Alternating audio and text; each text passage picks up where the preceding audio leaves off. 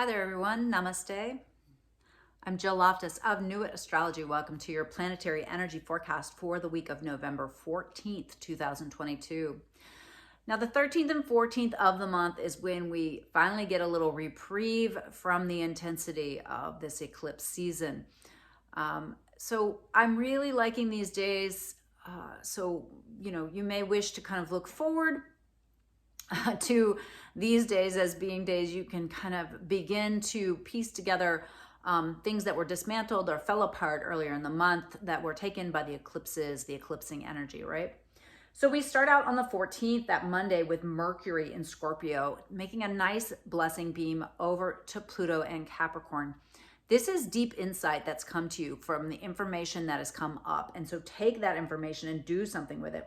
We've also got the Sun in Scorpio and a precise trine to Neptune. This is a very good day to see things clearly, but also be inspired. Moon is in Cancer. It's still sending a nice trine to Jupiter and Pisces in the morning before it moves into the sign of Leo. So again, very positive day to take care of mental things you have to think through, problems you need to solve, creative ideas that you can come up with. I like this day. Now on the 15th, Venus is going to send some beautiful blessings over to that Jupiter in Pisces. So really nice, again, like what you value, what you deeply hold and feel is good, can really be aided by that Jupiterian blessing, right? It's a beautiful connection between both of the benefic planets.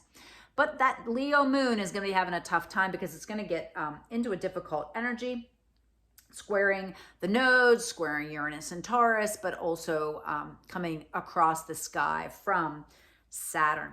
So, it's a little bit more of watch that like emotional vibe of like, why am I not seen? Why am I not being respected? It's not a day to take a gamble or a risk on things, but instead really take that Venusian vibe and really move towards that inspiration and ideas.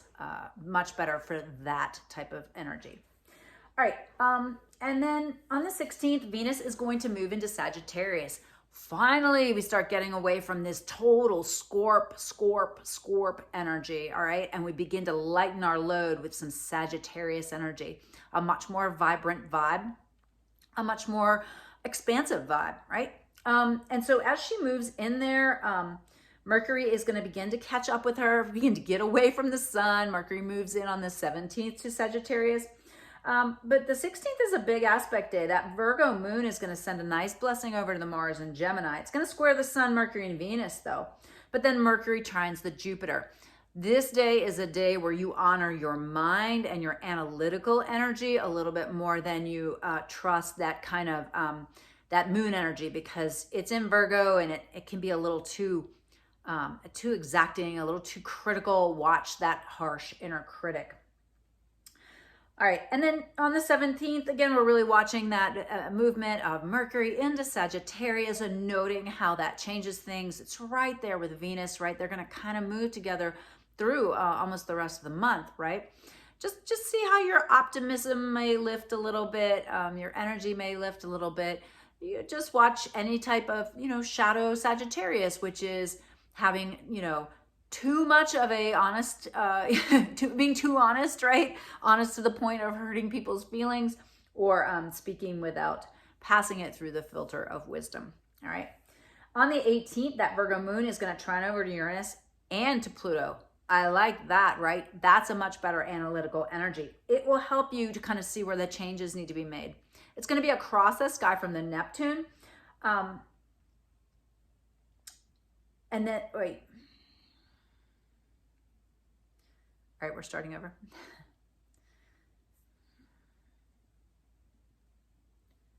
November 18th. What's going on that day?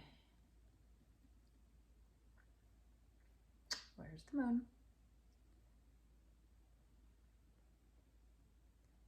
Jupiter and Neptune. That's the difference.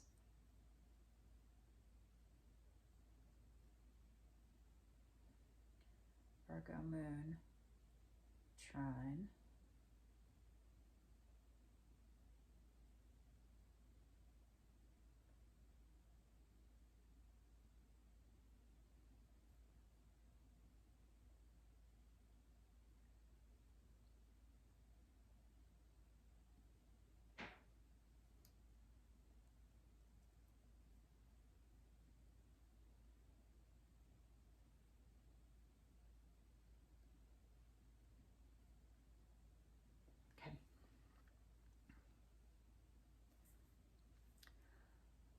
On the 18th, we've got the Virgo moon, all right? It's moon still in Virgo. Now it's going to send some really nice energy over to the Uranus and Taurus. It's also going to send a blessing beam over to the Pluto. It's going to help you see where the changes need to be made, but it is across the sky from Neptune, so it's going to really want to ask you what you really understand and what you believe. How are you inspired? Make sure that you're not being deluded or confused. That's always something to pay attention to. Look for some clarity on what you're trying to accomplish.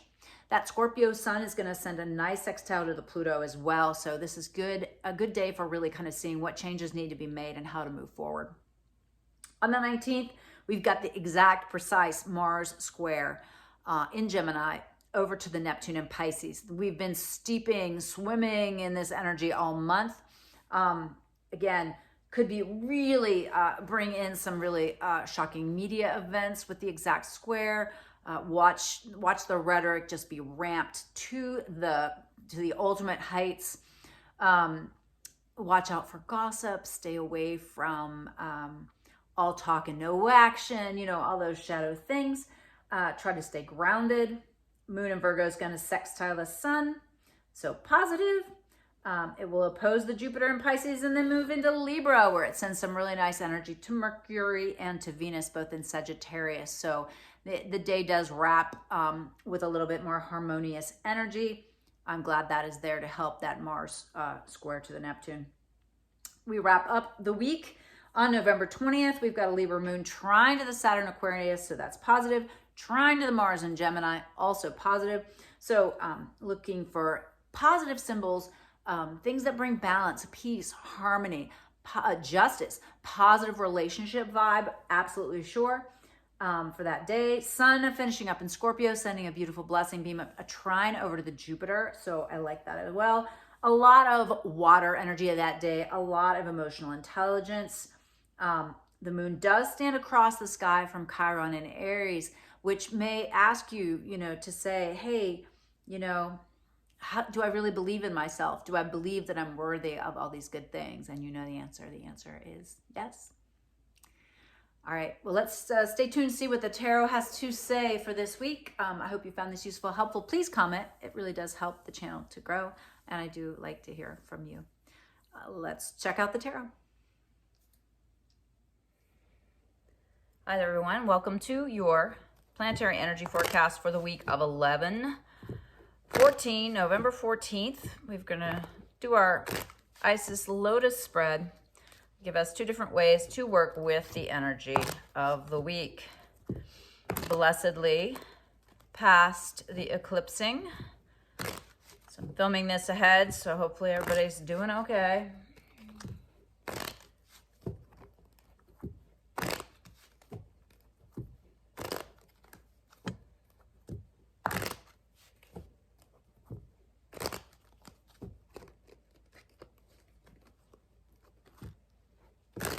All right. Wow. Needs a big shuffle this time, I guess.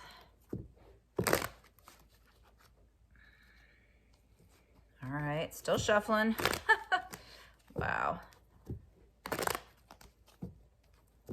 All right. Here we go. So our first card, as you know, is the base of the influence. It's like what has happened in the past. It's created the circumstances of now, and that is the Queen of Pentacles. And so there's been issues with money, with resources, thinking about how to take care of those things, how to manifest more. So that's where we're coming from. All right. And next up, we have the present, and this is you. And this is the card that says, all right, I have enough, but what seeds am I planting for the future? So this is like asking yourself what you're manifesting for your future. So that's something important to think about, right? You want to have that big old apple tree in 20 years. You got to plant that seed now. The present environment, boy, Pentacles, everything's about money right now. Money, food, resources, basics, fundamentals. So in the present, the environment, you're like having to start over in some way or begin again in some way. And the culmination of the influences, we've got the Six of Wands, which is being recognized for something. There's something about yourself that you've realized, whether it's a strength, whether it's a gift, whether it's a talent. You are aware of this, and you're understanding how to use this to your advantage. All right. key card of the future, Three of Cups. So looking for something that's emotionally fulfilling. You're looking to cut loose a little bit, have a little bit more fun. It's been a little heavy. This week, the astrology is definitely better, I have to say. Opposing forces at play. Well, we've got the worry card, Nine of Swords. She's in bed. She can't sleep. She's just fretting. And none of the swords are touching her. These are all thought forms, but that is one way to kind of, kind of wreck your future, right? Worrying is like praying for what you don't want to happen. The other option is the Emperor, of taking charge, of deciding that you can do these things, right? You can go for it. So this is definitely two different ways to approach the energy. All right, the near future key card, Four of Cups. This is a card that indicates that you're taking something for granted. So scan your perimeter and make sure you're not just making assumptions about things, or that you're not passing up an opportunity. An opportunity is right in front of you, and you might be like, yeah, well, I can take advantage of that another time, or yeah, well, this or that. But this is saying maybe don't just take anything for granted, really. All right. Those modifiers, we've got the Two of Pentacles. So being balanced in your approach, sensible, not going to extremes. On the other side, we have the Hanging Man. So putting yourself in kind of a position of pausing, waiting, but doing it consciously. Paired with that Two of Pentacles, we have Judgment. So this is a card of discernment. This is a card also of karmic situations, right? So you can kind of see where, everything you've done before has led to this moment, and now what are you going to do, right? And then paired with the Hanging Man, we have the Ace of Wands. So this is an initiation card. It's like I'm pausing, I'm gathering my resources, I'm assessing, I'm waiting for the right moment, and then I will start. All right. So the two possible progressions or solutions. On the one side, we have the Knight of Wands, which is really kind of almost like impetuous action, or even action taken out of anger or fear. It's just a sudden movement of energy. Be interesting to see what's paired with that. On the other side, we've got the Magician. It's like, yeah, you got it all. You got it going on. You have what you need. You have all the tools.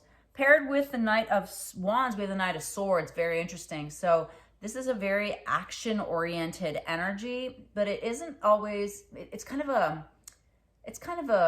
a young energy in that it doesn't necessarily investigate all the possibilities, potentialities, look at what could go wrong. Instead, it's just wanting to move, go. On the other side, we have the Magician and the World.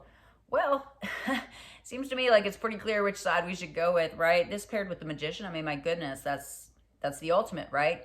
This is the last card in the tarot. The sum, total of all that work, all that effort leads to the World. So this is clearly a week where you have to kind of think about what is going to feel emotionally fulfilling. Move towards it. Stay away from worry. Really be the Emperor and do not be the worrier, right? A warrior, not a worrier, right? But, realize that you're in charge of your life and you have to take charge. And I really highly recommend, that you not just assume or take for granted. Like really look and see where you're building a house on unstable ground based on assumptions about other people or assumptions about the world. You really see things clearly and realize that you might not be able to go for it right away, right? The Hanging Man. So there might be a period of waiting or a period of planning or a period of gathering, and then you will be ready to go. And that will lead to the Magician and the World. Very positive outcome for this week. Do watch that you are careful not to, I wouldn't recommend this other pathway, right? It ends up leading you to a place where you have to frantically make choices or do things that maybe you haven't looked at all the possibilities of how it's going to end up or go. All right. I hope this is useful, helpful. You guys have a great week. I'll see you next week.